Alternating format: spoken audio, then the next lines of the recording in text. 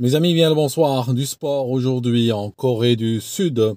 Alors, ils ont un président qui, semble-t-il, a vu sa popularité atteindre des niveaux macroniens. On parle de 25% d'après les sondages officiels qui, vous n'êtes pas sans savoir que, voilà, c'est des sondages qui sont généralement extrêmement optimistes.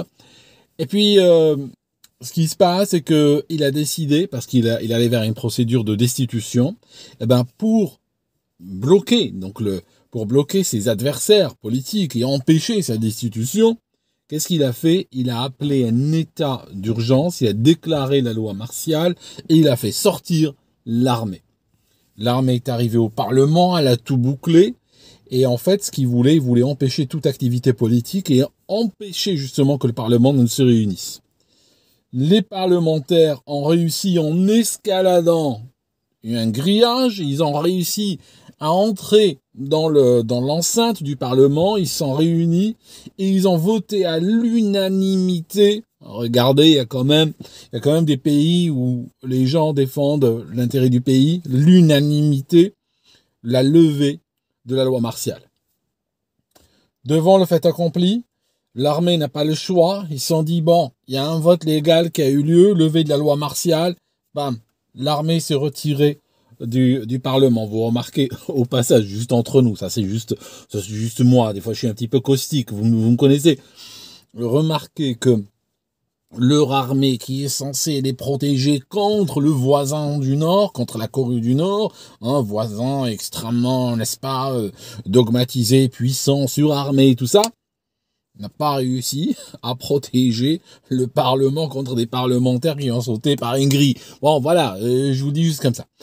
Néanmoins, l'armée est rentrée chez elle, et donc le président, maintenant, il est dans de sales draps. Ce qu'ils vont faire, ils vont probablement lui faire comme le bailli du Limousin, littéralement, parce que maintenant, il n'a pas le choix. Maintenant, il va sauter, le mec. Il va sauter, peut-être qu'il a aggravé son cas, parce qu'au départ, il faisait face à une procédure de destitution.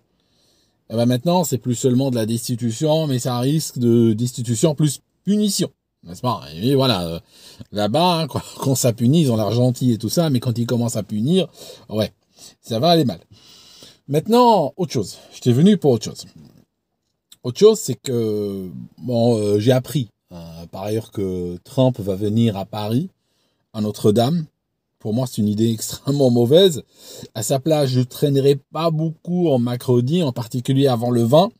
À sa place, avant le 20, je me serais mis vraiment dans un bunker sous terre, et puis j'aurais attendu le 20 tranquillement. Aller à Paris, à Notre-Dame, bon, why not, pourquoi pas. Autre chose. Cette vidéo est en train de partir dans tous les sens, mais c'est pas grave. Il y a des gens qui ont partagé des images de la cathédrale, donc de Notre-Dame, en montrant un certain nombre de symboles et puis en ayant des doutes justement sur la légitimité de ces symboles. Bon. J'aimerais quand même vous dire très respectueusement, bienvenue au club. Bienvenue en 2024. Si c'est seulement aujourd'hui que vous avez constaté que dans les temples chrétiens et autres, il y a de la symbolique occulte, il y a de la symbolique ésotérique, je vais dire, ok, moi je suis content que vous ayez ouvert les yeux en 2024, c'est pas trop tard, c'est ok, mais c'est quelque chose qui date pas d'hier. Et c'est partout, c'est omniprésent, juste aller n'importe où. Il y a énormément de cathédrales avec à l'extérieur des diables, des têtes de mort, des symboles occultes, tout ça, c'est pas spécial à Notre-Dame. J'ai presque envie de dire que en mettant ce genre de symbole dans Notre-Dame, ils se sont inscrits juste dans une tradition établie depuis des siècles, depuis un temps immémorial, j'ai envie de dire.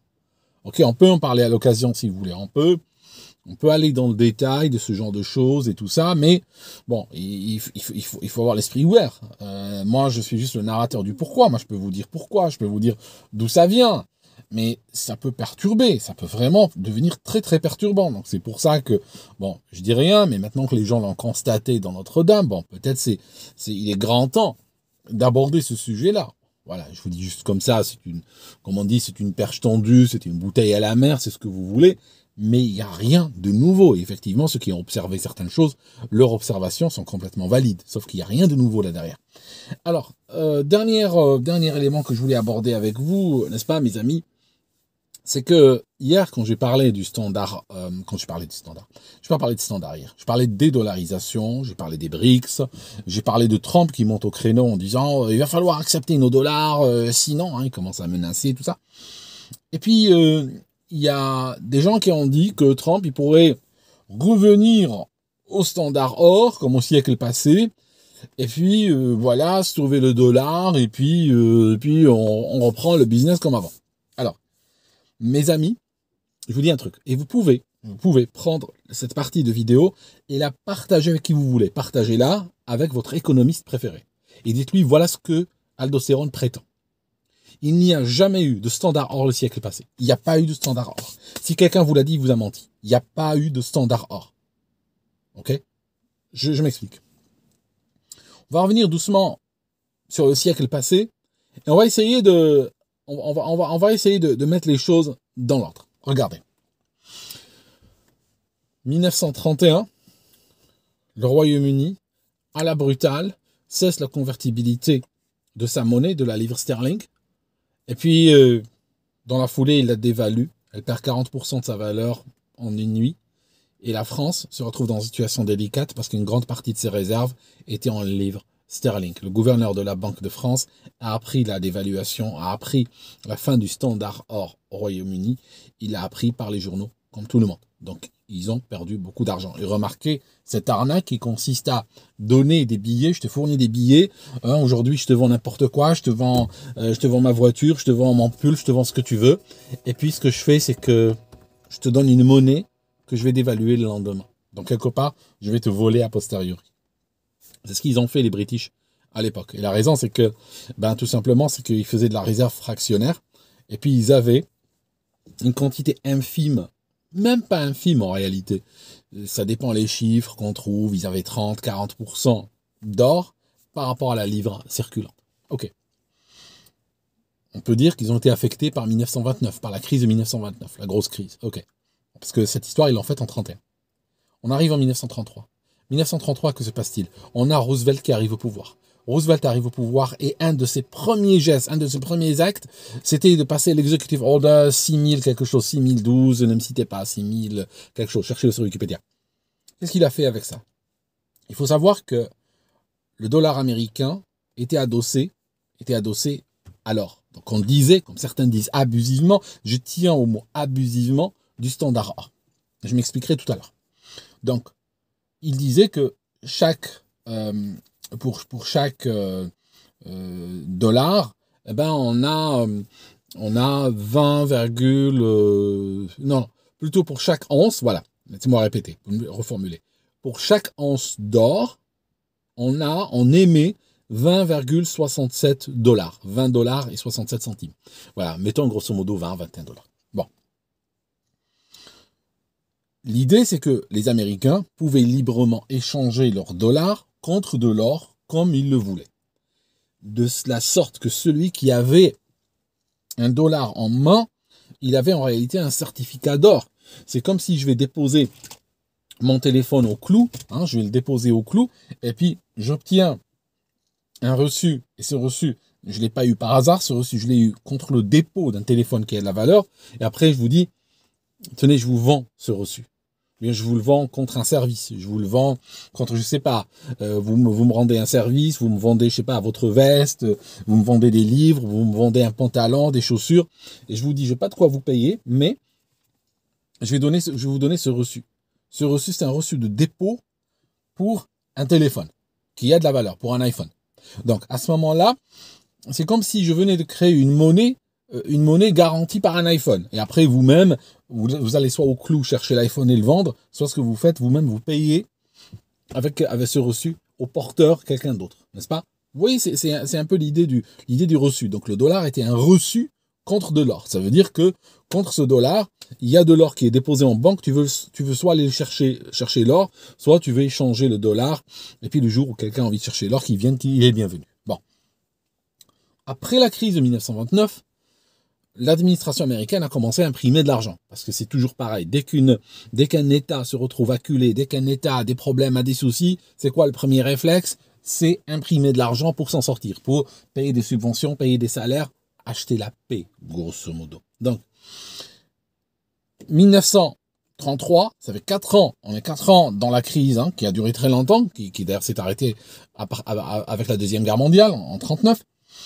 Eh bien, Roosevelt arrive au pouvoir et il va faire, avec son executive order, il va faire quoi? Il va décréter que les Américains n'ont pas le droit de posséder de l'or. Il est interdit aux Américains de posséder de l'or. L'or devient comme de la drogue. Et pendant des années, jusqu'en 1971, entre 1933 et 1971, près de 40 ans, l'Américain moyen n'avait pas le droit d'avoir de l'or. Il pouvait posséder ce qu'il voulait. Il pouvait posséder un flingue, un tank, un lance-roquette, mais pas posséder de l'or. C'était strictement interdit, sinon en toute petite quantité avec des exceptions et des réserves très particulières. En plus, il l'a fait de manière rétroactive. Pourquoi? Il a dit, les Américains qui ont de l'or doivent maintenant le ramener. Ils ont 3 semaines. Sinon, c'est 10 ans de prison. Donc, il a criminalisé la possession de l'or. Posséder de l'or, c'était comme posséder de la drogue. Donc, les gens n'avaient pas le choix. Ils devaient non seulement donner l'or qu'ils ont échangé contre leur dollar. Donc, ils donnaient des dollars, ils recevaient de l'or. Il leur dit, vous savez quoi? Vous le ramenez, cet or. Vous le ramenez maintenant. Vous n'avez pas le droit de le posséder. Cet or que vous avez pris à la banque, maintenant, vous allez nous le ramener et on vous donnera des dollars à la place. Manu militari, par la force. Et au passage, puisque vous y êtes, puisque vous allez venir, ramenez aussi vos bijoux de famille, ramenez aussi tout ce que vous avez comme or à la maison, vous le ramenez, on va le saisir. C'est ce qu'il a fait. Il a saisi l'or des Américains. Ok. Fast forward, 39, Première Guerre mondiale. On arrive en 45, fin de la Deuxième Guerre mondiale. 44, on est vers la fin de celle-ci. Et là, il va réunir, pas Roosevelt, les pays de l'Europe. On a le Royaume-Uni, la France, la Suisse, tout ça. Les États-Unis sont là. On a ces pays qui vont se réunir à Bretton Woods. C'est un complexe hôtelier très sympa qui existe jusqu'à maintenant. Donc, ils se réunissent dans le complexe de Bretton Woods pour signer les accords de Bretton Woods, établissant ce qu'ils ont appelé abusivement, encore une fois, le standard or pour le dollar et définissant le dollar comme une monnaie de réserve internationale. On a quoi en face? On a des pays exsangues. Les pays européens qui ont passé pratiquement 6 ans à s'entretuer bêtement, à aller d'une boucherie à l'autre, d'un bombardement à l'autre, tout détruire, faire un grand reset en réalité économique et sociale. Et donc à ce moment-là, ils sont dans une situation difficile. Et donc l'oncle Sam leur dit, on va prendre le dollar, notre monnaie, qui est adossée sur l'or, et puis on va s'en servir pour les échanges internationaux. Donc, vous nous donnez votre or et on vous donnera du dollar qui vous permet de faire du commerce. Ok. Il faut savoir une chose, que quand on est en 1931, le déclenchement de la dévaluation de la livre sterling et la rupture du standard or britannique et tout ça a eu lieu suite à un rapport Macmillan. À la tête de celui-là, on trouve un économiste, Maynard Keynes. Keynes, c'est celui, quand on dit politique keynésienne, interventionnisme étatique, dépenses étatiques, la dette, tout ça. C'est lui qui était derrière, en réalité. C'est lui qui était derrière. Mais on va le retrouver aussi, ce même Lascar, on va le retrouver, qui était baron d'ailleurs, on va le retrouver aussi à conseiller les Américains à Bretton Woods. Donc le mec n'était pas à son coup d'essai. Bon. Moyennant cela, les pays européens commencent à donner leur or en consigne. C'est de la consignation.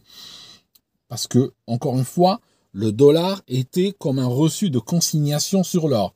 Les pays européens donnaient leur or. Ils ne le vendaient pas. Ils le donnaient en retour d'un billet disant ça veut dire que les États-Unis ont de l'or. Voilà. Ils utilisaient pour commercer.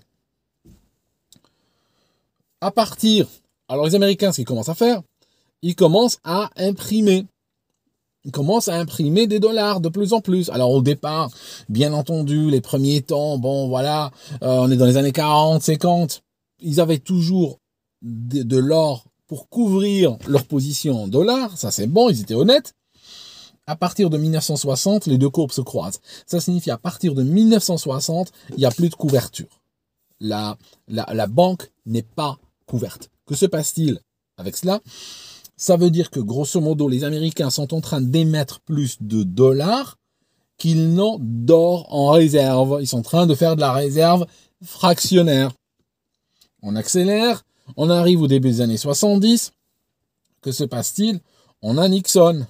On a Nixon qui est au pouvoir. Nixon, il est comme Trump, c'est un républicain, mais en même temps, Nixon, c'est un républicain, mais avec une politique très, très bizarre. Il fait de la politique keynésienne. Il fait littéralement de la politique démocratique, des démocrates. Ça signifie les dépenses publiques explosent. À un moment donné, la crise est telle dans son pays qu'il commence même à vouloir contrôler les prix, contrôler les salaires. Je veux dire, ça avait à peu près les mêmes allures, les États-Unis, que l'URSS à un moment donné, en termes de régulation centrale et d'interventionnisme étatique. Maintenant, en 1970, je crois, 70, je vous cite les chiffres de tête. En 1970, la Fed a imprimé 10% des dollars circulant dans le monde, juste en une année. Ça veut dire qu'il y a une accélération de la volumétrie.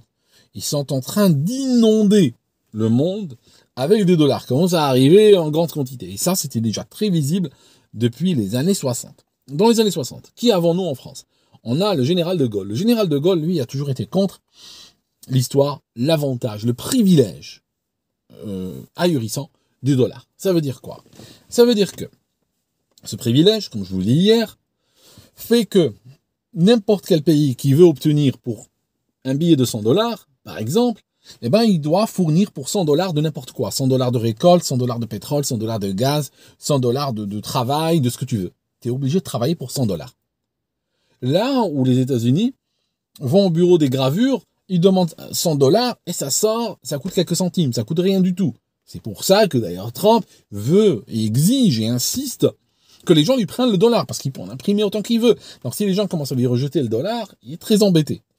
Donc, je disais, De Gaulle avait senti encore autre chose, que l'histoire de Bretton Woods était en train de s'écrouler, que les Américains étaient en train d'imprimer à qui mieux. Bon, on arrive à l'histoire de mai 68. Mai 68, c'était quoi? Mai 68, c'était une... Bon, là, vous n'êtes pas obligé de me suivre. Là c'est une opinion personnelle que je vais vous dire, je vais vous la donner sans développer. C'est une révolution colorée. C'est probablement une révolution colorée qui a été lancée contre le général de Gaulle, parce que justement, il commençait à vouloir toucher au dollar. Et généralement, ceux qui touchent au dollar, ils meurent très vite. Hein, ça, je peux vous dire. Hein, ils vont très rapidement avoir des ennuis. Donc, il crée une opération qu'il appelle l'opération vide-gousset. Vide-gousset, c'était une opération pour prendre les dollars qu'il avait, les donner aux Américains, en leur disant, je vais vous envoyer des gaillards solides, je vous envoie des bateaux, ces gaillards vous donneront le dollar, donc des reçus or, vous allez leur donner l'or, vous allez leur donner le métal, ils vont le ramener. Je veux dire, bon, vous dites qu'on a un standard or, moi je vous prends au mot. Il réussit à sauver 3300 tonnes d'or français, que d'ailleurs Sarkozy bradera plus tard, mais ça c'est une autre histoire. Donc, que va faire De Gaulle? Il va ramener l'or, et les Américains réalisent que, bon, voilà, il est en train de nous prendre au mot, quoi. Mais ils peuvent pas lui dire non, parce que s'ils lui disent non, c'est tout le système qui s'écroule. Donc, ils continuent à lui donner son or. Et il a un avantage, c'est qu'il a été le premier à avoir fait ça. Maintenant, l'administration américaine continue à, donc, je disais, imprimer de l'or. On est en 71. De Gaulle est mort depuis, je crois, il est mort en 69 ou 70. Il est mort en 70, hein, c'est mon dernier mot. Il est mort en 70, je pense. Ouais, 70. Je sais pas, si je me trompe, je me trompe. Regardez sur Wikipédia, mais je pense que De Gaulle est mort en 70. Donc, De Gaulle mort en 70, il va pas voir le reste de l'histoire que je vais vous raconter, mais il s'en doutait très bien. On est en 1970, en été, et ça commence à chauffer. C'est-à-dire que de plus en plus de pays commencent à demander leur or, envoyer des dollars, demander leur or, et là les caisses, enfin les coffres américains commencent à se vider. Voilà, il n'en plus rien. Et à ce moment-là, il y a des choses comme par exemple la banque d'Allemagne de l'Ouest, la Banque centrale déclare qu'ils vont plus accepter ils vont plus accepter les termes de Bretton Woods. Ça signifie ils vont refuser d'échanger, eux, du dollar contre de l'or, etc., ou faire du change sur du dollar. La banque la Suisse se retire carrément de Bretton Woods, dit, bon, nous, on fait pareil. Donc, les choses commencent un petit peu, il y a l'inquiétude qui commence à régner. Le Congrès américain déclare que c'est incroyable, c'est profiteurs étrangers. Ils vont utiliser le mot profiteur étranger. Je veux dire, attendez, mais de quel profiteur on parle? Je veux dire, on vous donne notre or en consigne, vous nous donnez une quittance, on ramène la quittance, prend notre or, vous nous accusez d'être des profiteurs. Mais on profite de quoi? Mais qui profite de qui, là, dans l'histoire? Vous voyez, c'est de la folie complète. Donc, on est en... Allez, grosso modo, en août 71. Vérifiez sur Wikipédia. Août 71, je vous dis de mémoire, donc je peux me gourer d'un mois ou deux. Août 71, on a notre Nixon qui arrive, il arbore sa tête des mauvais jours, et bam, il déclare que, écoutez, voilà que on suspend. Je veux dire, c'est terminé, Bretton Woods. Ça signifie on vous a arnaqué. Le système Bretton Woods a duré 27 ans, il venait de se terminer avec ce discours de Nixon. Nixon, ce qu'il a fait, il a dit aux gens, on vous a menti. Voilà, pendant 27 ans, on vous a dit que le dollar représentait de l'or. Aujourd'hui, c'est terminé. On rend l'accord de manière par surprise, sans discuter avec vous ni rien, de manière unilatérale. Vous gardez le billet qu'on vous a imprimé, qui veut plus rien dire maintenant. Nous, on garde l'or, au revoir, merci. D'accord? Le standard or, tel que les gens vous le diront, tel que vous le lisez sur Wikipédia ou dans les livres ou autres, en fait, le mot standard or est utilisé abusivement. Pourquoi? Parce qu'en réalité, pendant toute la période de Bretton Woods, ce n'est pas que le dollar était adossé sur l'or et que l'or garantissait le dollar. Ça, ce n'est pas vrai. C'est la parole américaine qui garantissait le dollar. Ça signifie que les Américains, c'est pas qu'ils avaient de l'or pour garantir le dollar qu'ils émettaient. C'est qu'ils prétendaient avoir l'or pour garantir les dollars qu'ils émettaient. Donc, en réalité, on n'a que leur parole. Ça signifie que c'est leur parole qui garantissait. C'est comme si, maintenant, regardez, je vais inventer une nouvelle monnaie, je vais appeler l'Aldo. Voilà. Alors, l'Aldo, je vous donne ici, l'Aldo est garanti par le Bitcoin. Voilà, l'Aldo est garanti par le Bitcoin. Donc ça, il est adossé sur le Bitcoin. Voilà, je vous le donne. Et pour chaque Aldo que j'imprime, je mets du Bitcoin en réserve. Okay. C'est garanti par le Bitcoin ou pas? Pas vraiment. C'est garanti par ma parole. C'est moi qui prétends ça. Bon, quelqu'un peut dire oui, on peut regarder dans la blockchain et tout ça et on peut voir que ce que tu as en porte-monnaie et tout, il y a des moyens de créer de la transparence. Peut-être, oui, c'est vrai. Mais par rapport à l'or, le seul moyen de créer de la transparence, c'est des audits. Or, les audits, ça a toujours été repoussé par les Américains, ça a toujours été refusé, tout ça. Il n'y a pas eu de transparence. C'est pas moi qui dis ça, hein, c'est écrit sur le site du Congrès, congress.gov. Hein. Voilà, c'est écrit qu'ils ont manqué de transparence, que ils ont été cachoutiers, tout ça. Et voilà, il y a des audits qui ont été réclamés par exemple, le sénateur Rand Paul, qui a réclamé ça, mais bon, ça n'a jamais été très loin, quoi. Vous voyez? Donc, ce que je veux dire par là, c'est que le standard or n'a jamais existé de l'ère moderne.